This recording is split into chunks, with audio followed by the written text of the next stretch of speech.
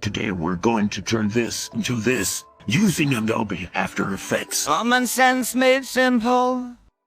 So here we are in Adobe After Effects. This was a Studio Ghibli inspired anime I made using Stable Diffusion. A lot of people liked it. It actually went viral on Instagram Reels, which I've never had anything go viral, but whatever. Or maybe it's like a cold because 32,000 views. I don't know. To me, that's viral. It's a lot more than anything I've ever posted. But anyways, a lot of people were asking my steps when I take something out of Stable Diffusion with the PNG Sequence and how do I smooth it up and do all this extra stuff. And I'm always like, oh, I use After Effects. Look at me, I'm fancy now. After Effects is amazing. Fancy. And if you don't use it, I suggest it's great to learn. You can make a career out of it. It pays my rent. I mean, Anyway, so I brought this in here, dragged in the PNG Sequence. I upscaled it to double the size from 512, just so you could see it better in here. I did that using the Topaz Gigapixel AI, which works pretty great. It's not free, but it's really good. I recommend it if you like upscaling. So I have the PNG Sequence in here. I dragged it into the comp. And this AE file in general, for my members, I'll be giving it as a template if you want to just drag and drop your footage. And also, which I normally don't do for my artistic work, I'll be giving the settings for the actual Studio Ghibli animation from Stable Diffusion with this AE default file provided to members. But we have it in here upscaled. Right off the bat, you can see I have it 30 frames per second, 708 frames. It's about 23 seconds. So I made the comp a minute. And if you look, this is it right raw out of it's just a chaotic mess. I mean, some people like that. You see these all the time. Very messy. Posted in places, but I personally, it's too much for me. It makes my head hurt a little bit. Headache. Surely you know what a headache is. We're gonna get things looking nice. So the first thing I always do is you can either hit Alter Option and just drag this out to your composition size, which would be a minute. In this case, whatever size you want, about 250, or you can click on the stretch, which is here in the columns. You can add it, and you see you can type in an exact amount, 10000 a minute, which is 253, etc. The next step, so already now it's looking a little better. This is the interpolation settings, and you click it once and then tick it again, you get this setting. I don't use this often because as a traditional digital animator, I kind of prefer that choppy, like posterized look. It's a lot of the 60 frames per second and above really sometimes reminds me of like a video game or something. It's cool. I mean, don't get me wrong, I like it in some sense, but for me, I prefer less style. But for this instance, this is how I made it. So you see already now it's like morphing around. It looks kind of weird. It's all like you use Rife, Dane, and whatever those other notebooks are that make it all warped like this and interpolate the frames together. Yeah, it's definitely cool, but it's not the look I'm going for here. And if you're here, I'm assuming you're not looking for that look either. Hello. So, hello, mate. First step, I added a bunch of adjustment layers. I have them all off and shied. I'm the little shy guy. I'm a shy guy. So I'm not sitting here taking forever. I'm trying to make this as quick as possible. But the first layer I'm putting on is a posterized time. So it's pretty much posterized time at 8 frames per second. Tick that on, and already we're getting more of like a classic anime look, jumping around. You're not getting as much as that weird warp effect involved.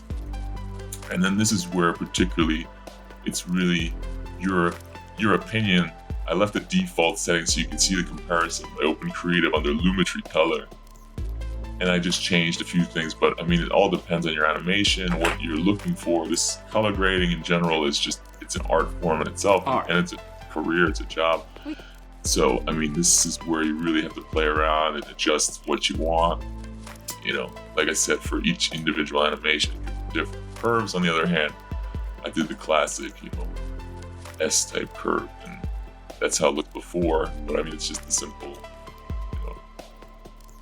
But like I said, this area here, the Lumetri color, is all your preference based on your animation, what you really want it to look like. But this is all the basic steps I use just in general to get the quick look and feel and smoothness.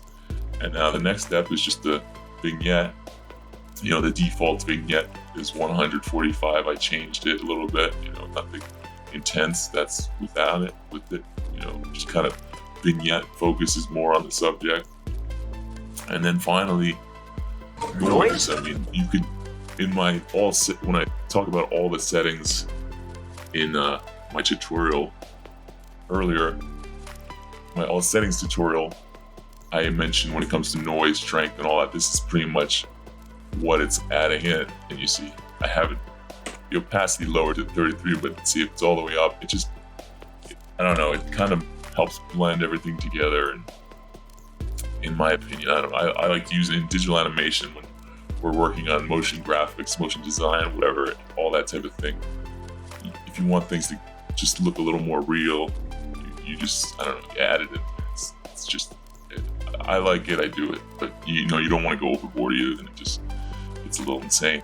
But I mean, this is pretty much it. This is the basic steps I take. This was one of the first animations I made using Stable Diffusion, and these are the steps I took to get it this way. I mean, now they just recently added cadence diffusion, or diffusion cadence, which will help smooth your stuff. I did an example video on it really quick just to show you. It'll show you all the settings compared. But I mean, I personally think this, I like this style, the classic animation type style, the heavy smoothing and interpolation and all that. It just really looks so artificial. But if that's the look you want, I mean, that's what you can do. I mean, it's right out of the box. But this is what I do. I hope this helped at all, and I'll show you a bonus tip in a second about how to turn any animation in After Effects into a loop. So here's just a little bonus tip. I know, like, looping animations are great for NFTs or whatever. They're just cool to stare at for a long period of time, especially with the way things are getting legalized around the country. So pretty much, really quick, go to about 2 seconds, duplicate your sequence. I'm hitting Control D or Command D on a Mac. You take them both, drag it to 2 seconds. Now we're gonna move one up to the beginning, shrink this down so you can see the whole thing, and then the second half will move to the back. I'm holding Shift so it gets an exact mark, and then boom. So see, now we have an overlap in each other here.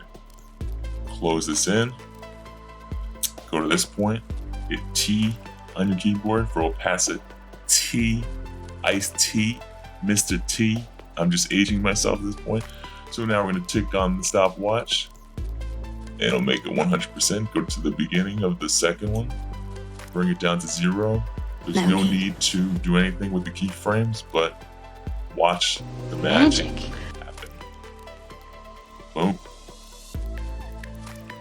It's still loading a little bit, but now you have yourself an endless loop. Endless nothingness. So you can do this on any animation. So, see what you want to do. Or I hope this helped you out and you learned something, and this makes all of your AI Stable Diffusion or Disco Diffusion or anything more incredible looking and more animated looking, and tag me, mention me, however it works on, Instagram and YouTube. I'm on mostly. So, if you have any questions, leave in the comments, and, I'd love to see what you're doing with all this. And I don't do many After Effects tutorials, but, this was a request from a lot of people. So I hope this is great, and you have a great day. I am your god.